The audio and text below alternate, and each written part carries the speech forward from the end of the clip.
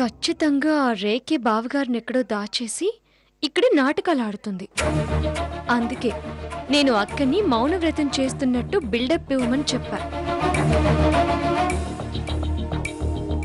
అమ్మా లేక ఏంటత్తయ్యా? శ్రీరామ్ ఏమన్నా ఫోన్ చేశాడమ్మా? లేదత్తయ్యా.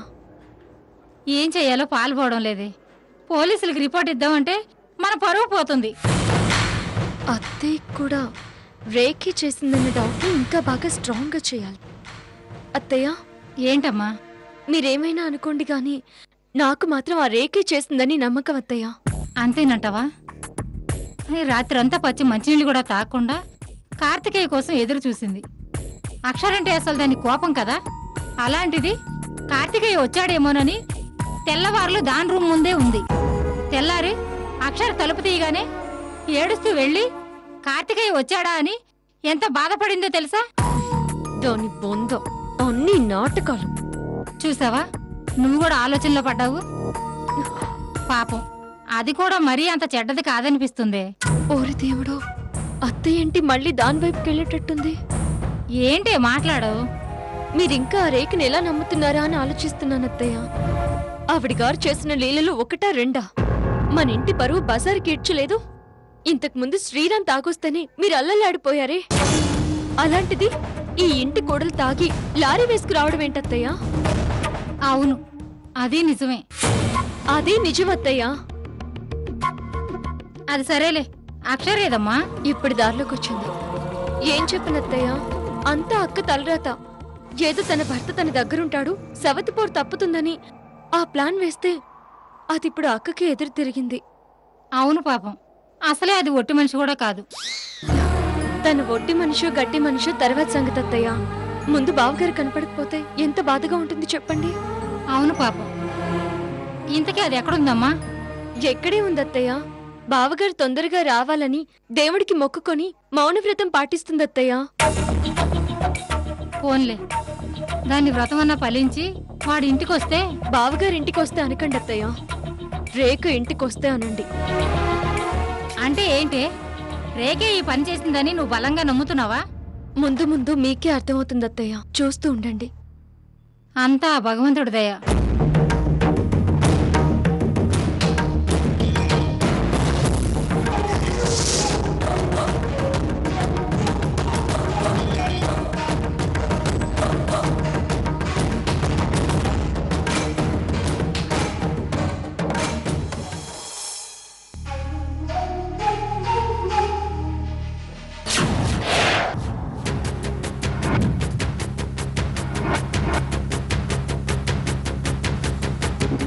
ఏంటక్క ఆలోచిస్తున్నావు? ఇక మా నాయన మనకి కనిపించేలా లేడక్క. మనిద్దరినీ కాకుండా మూడో దాన్ని ఏమైనా పెళ్లి చేసుకున్నాడేమో అని అనుమానంగా ఉందక్క. ఈ లేఖ మౌనవ్రతం డ్రామా ఆడమంది కాబట్టి సరిపోయింది. లేదంటే దీని మొహం వాచిపోయేలా తిట్టేదాన్ని. ఏంటక్క ఆలోచిస్తున్నావు? నేను చెప్పింది నిజమే అనా? దీన్నిలాగే మాటలతో హింసించి హింసించి విసిగిస్తే తిక్కరేగి ఇల్లొదిలి వెళ్ళనైనా వెళ్తుంది, లేదంటే చావనైనా చస్తుంది. నాకు అనుమానం వచ్చిందంటే అది ఖచ్చితంగా నిజమే తీరుతుందక్క. దొరికావే నిన్ను. మూడో పెళ్లి కనుక చేసుకుంటే దాన్ని కూడా ఇక్కడికే తెద్దామా? నువ్వు నన్ను పని మనిషిని చేసినట్టు అదొచ్చి మనిద్దరిని పని మనుషుల్ని చేస్తుందేమో అక్క.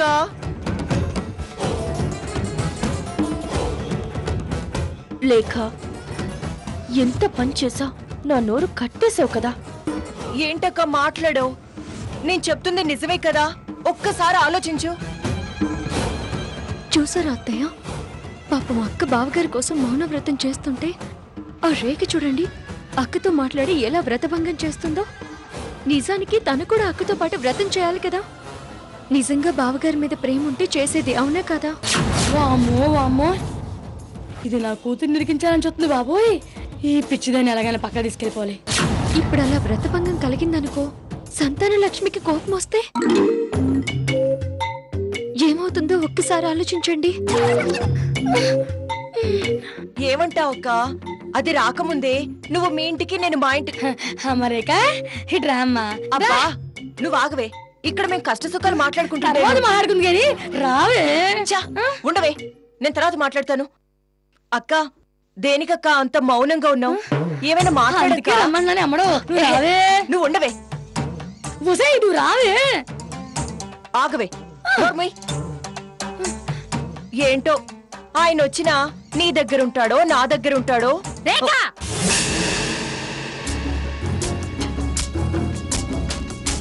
ఏంటి ఏంటే నిజంగా అసలు నా కొడుకు మీద నీకు ప్రేమ ఉందటే? లేదని అర్థం అవుతూనే ఉంది.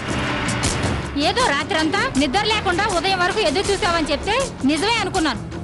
నిజమే కదా? ఛీ, ఆపు. రాత్రంతా అదే నిజమైతే ఇప్పుడు నా బిడ్డ కోసం పాపం ఎంతో దీక్షతో మౌనవ్రతం చేస్తున్న దీన్ని నీ ఏడుపుతో చెడగొడతావా?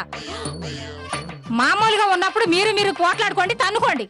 కానీ వ్రతంలో ఉన్నప్పుడు మాత్రం దాన్ని చెడగొడితే నాకు మహా చిరాకు. వెళ్ళే, నీకేనా చెప్పేది? వెళ్ళే.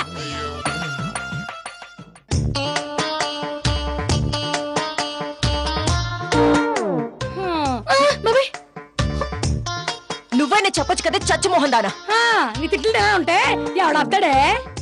ఇందాక జోరేలాగా రాముడో రాముడో అంటే విన్నావా? వెళ్ళు ఎల్లు అన్నావు. ఎందుకు రమ్మన్నా తెలుసా? ఈ విషయం చెప్పడానికే. ఛ! అనవసరంగా ఆ రాజేశ్వరి ముందు బ్యాడ్ అయ్యాను.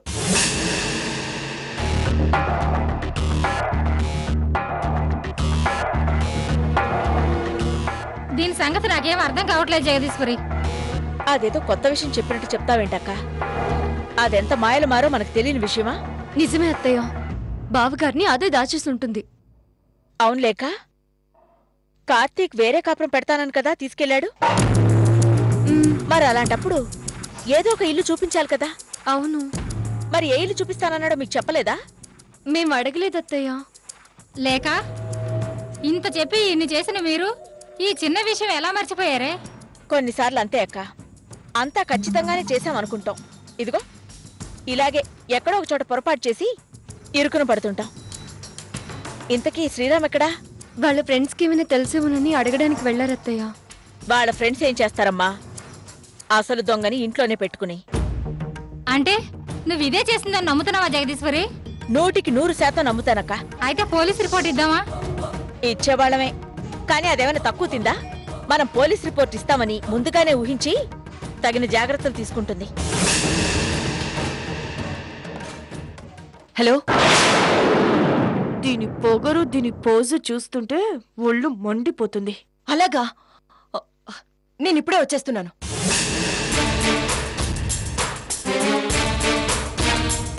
జగదీశ్వరి, ఒకవేళ కార్తికేయ ఆచూకీ తెలిసిందేమోనమ్మా. అందుకే అది ఉరుకుల పరుగుల మీద వెళ్తుంది. లేదక్క, అదేదో ప్లాన్ మీద వెళ్తోంది. అక్షర, ఏంటత్తయ్యా? అయ్యో ఏంటే, నువ్వు మౌనవ్రతం కదా, మర్చిపోయావా? అయ్యో అక్క, ఆ సంగతి మర్చిపోయాను. పోన్లే అక్క, నువ్వు పిల్లల్ని తీసుకుని కారు దాన్ని ఫాలో అవ్వు.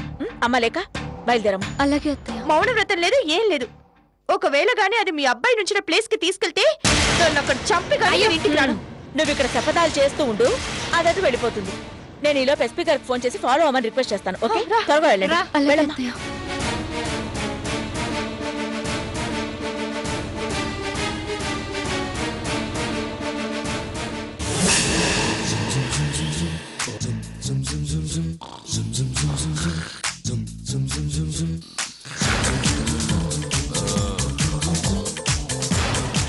తప్పించుకోవడానికి ఇదే కరెక్ట్ టైం. ఎదవలు తాగి పడిపోయారు, ఇప్పట్లో లేవరు.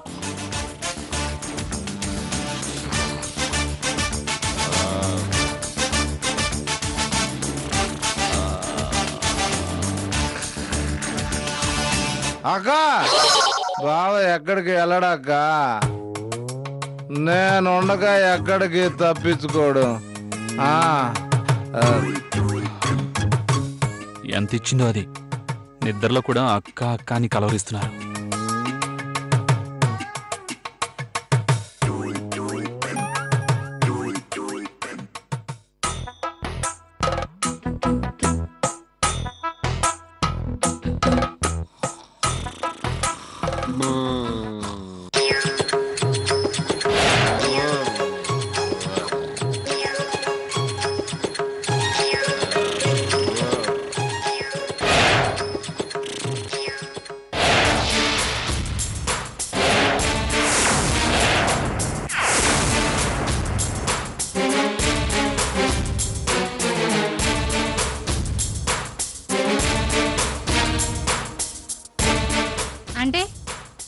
కొడుకుని ఎక్కడన్నా దాచిందంటావా? అవునత్తయ్య, ఖచ్చితంగా ఆ రేకే బావగారిని కిడ్నాప్ చేసి ఉంటుంది. అంత సీన్ ఉందంటవా లేఖ దానికి? దానికి మాటలు తప్ప చేతలుండవు కదా. లేదక్షర, అది దేనికైనా సముద్రాలే. అవునక్క, లాయర్ భారతి దగ్గరికి వెళ్ళినప్పుడు మన కార్ తీసుకెళ్ళింది. ఇప్పుడు కూడా మన కారే తీసుకెళ్ళొచ్చు కదా, ఎందుకు ఆటోలో వెళ్తుంది? ఒక్క నిమిషం ఆలోచించు. అవునే లేక, నువ్వు చెప్పింది అక్షరాల నిజం. అది నా బిడ్డని ఎక్కడన్నా దాచిందో ఏమో. రేయ్, వదలండ్రా. వదలు. వదలండ్రా. ఏంటి బావా నువ్వు కూడా? అయినా నీకు పారిపోవాల్సిన అవసరం ఏమొచ్చింది చెప్పు. అడిగితే మేమే పంపించేవాళ్ళం కదా బావా. అడుగుతున్నాను, పంపించండి. అక్కని రాని బావా, ఇద్దరు కలిసి హ్యాపీగా షాపింగ్కి వెళ్తురు. బావా, నీ అసంటోళ్ళని ఇంత మందిని చూశాను బావా. రేయ్, వదలండ్రా. ఇంకొకసారి బావ అన్నావంటే చంపేస్తాను. అయినా మీ బేవాస్ గల పర్మిషన్ ఏంటి? నేనే రాజాలా వెళ్తా. అన్నా బావ వెళ్తాడటే. బావా, అనవసరంగా ఆవేశపడి ఆయాసపడబాకే. అసలే యాపిల్ పండులాగున్నావు. ఎంతమంది ఉన్నారో చూసావుగా. చితక్ కొడితే చింతకాయ అయిపోతావు. రేయ్, బావని తీసుకెళ్లి కుర్చీ కట్టేయండి. రేయ్, రేయ్, వదలండ్రా. రేయ్, వదలండి. రేయ్, వదలండి.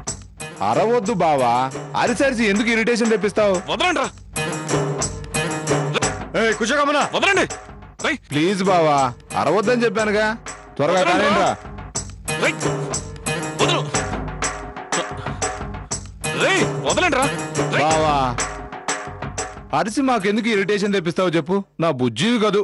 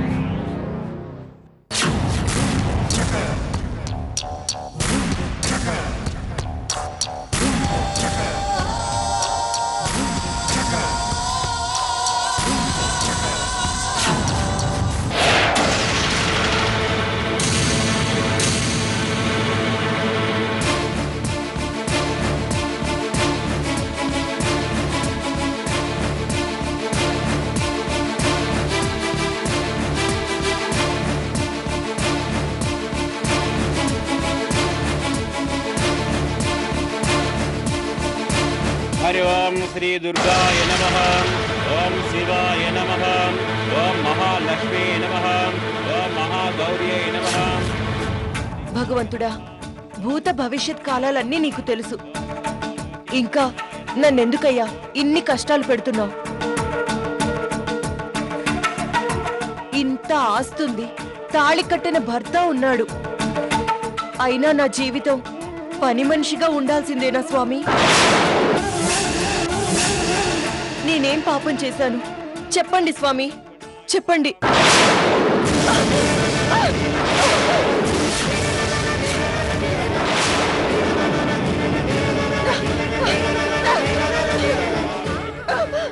అమ్మా, ఇలా గుడిలో కొట్టుకోకూడదమ్మా.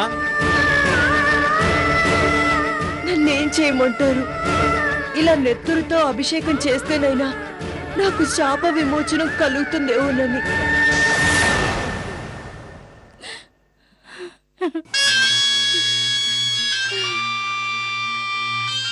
అత్తయ్య, ఆ రేఖ గురించి మీకు తెలుసు కదా. సంతాన లక్ష్మి మీకు దర్శనం ఇచ్చిందని అది ధైర్యలక్ష్మి రూపంలో వచ్చి మిమ్మల్ని మోసం చేస్తుంది. అంటే ఏంటి? అది మనుషుల్ని కాదు, దేవుళ్ళని దేవతల్ని కూడా మోసం చేస్తుంది. అంతేనంటావా? ఆ కానీ దాన్ని చూస్తుంటే అలా అనిపించట్లేదే. అంటే ఏంటత్తయ్యా, మా ఆయన దాని దగ్గర లేరంటారా? ఏమో, కాలమే నిర్ణయించాలి. అన్నిటికీ ఆ భగవంతుడే ఉన్నాడు. పదండి వెళ్దాం.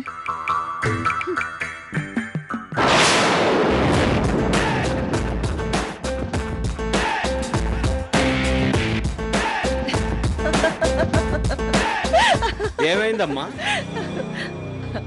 ఆ దేవత నన్ను కరుణించింది. నాకు శాప విమోచనం కలిగింది. ఇదిగోండి, ఇది ఉంచండి.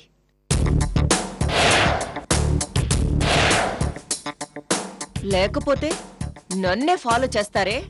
హ, ఈ రేఖ సంగతి ఇంకా మీకు తెలీదే. దెబ్బకి కన్ఫ్యూజన్ లో పడి ఆ రాజేశ్వరికి పిచ్చెక్కుంటుంది.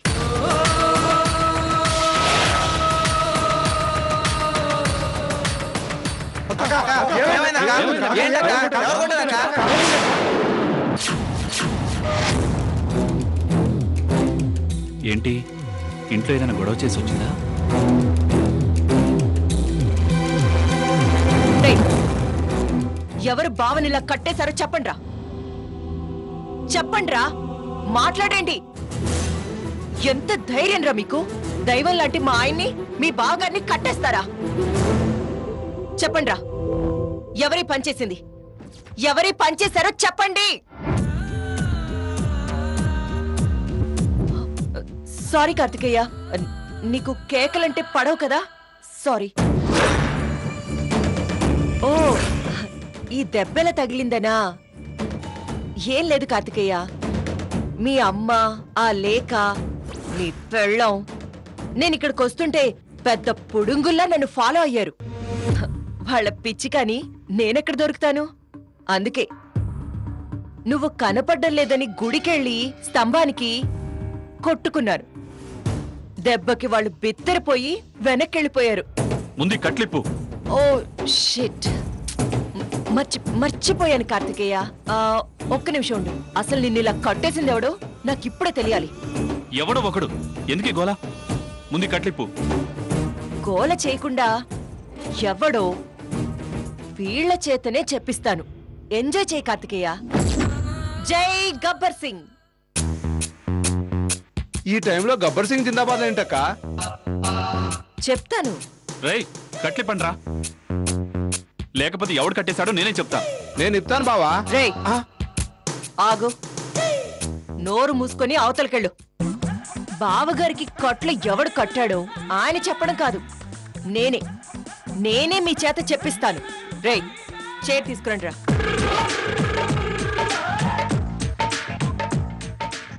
రేయ్, మీరు కూర్చోండి రా.